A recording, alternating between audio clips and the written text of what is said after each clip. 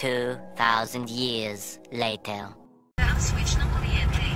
Pagkatapos nito, nakuryente ang bata at nawala ng malay.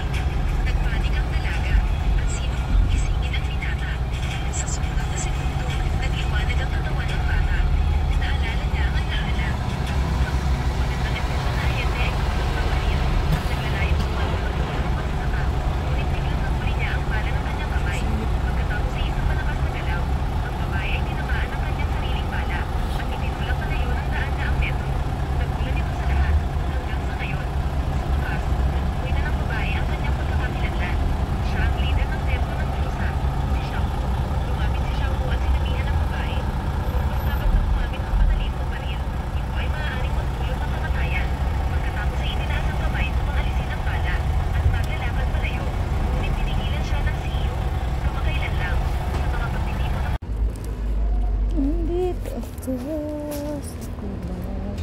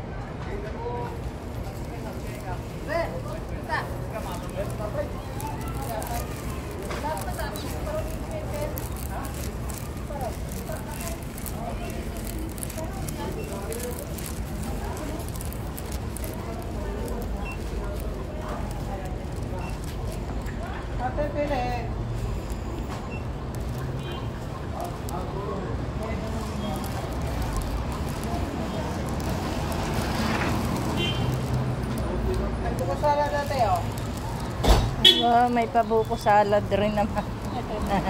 Bawal sa may sugar kasi Ate, harus beli sana. Shanghai, wala po empanada. Bawal kasi. Kailangan mo naman ang mga... Mainit pa yung motivo. Hindi ako kumakain kaya ng embutido. Ang tangaan ah. Hi. Ay. Masarap yung buko salad ko, ate. Creamy. Hindi siya matubig. Magkano yung ganon? 15 lang. Aywan ko doon sa isa. Ako kasi naiwan sa ano. Ilan ga? Baka pag-check sa akin ng doktor, taas na naman sugar. Hindi naman, ate, hindi naman matamis yan. Kasi isang gatas naman. Kahit na natatakot ako pag magaling. Gataas lang ang Mayroon. sugar. Gataas ang sugar sa mga kanin. Ay, hindi ako masyado sa kanin. Tapos sa mga, ano ba, yung mga frozen. Hindi ako masyado sa kanin ngayon. Diet, Pero sa diet. mga gatas. Gatas na naman yan. Sipag nyo, ano talaga. Ba't wala na ditong bangko? Ano? Yung bangko dito. Yan. Ba't? Ano? Uy, huwag kayo dito. Makalapit kayo nun. Doon na. Doon kayo. Wala dito yan, ate. Dito, kalapit kayo ng basura. Ay, ayun na pala. Sige na. 2,000 years later.